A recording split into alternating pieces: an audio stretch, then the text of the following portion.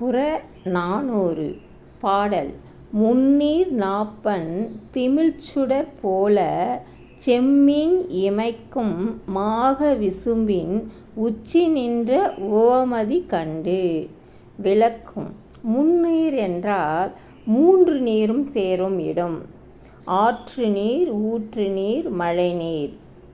அது கடலின் நடுவிலே படகிற்காக ஒளியும் விளக்கு போல வானத்திலே ஒளிரும் முழுநிலவை கண்டபோது, அதாவது நள்ளிரவு உச்சி நேரத்தில் சிவப்பு நிறத்தில் நட்சத்திரம் மின்னுவது போல இருந்தன.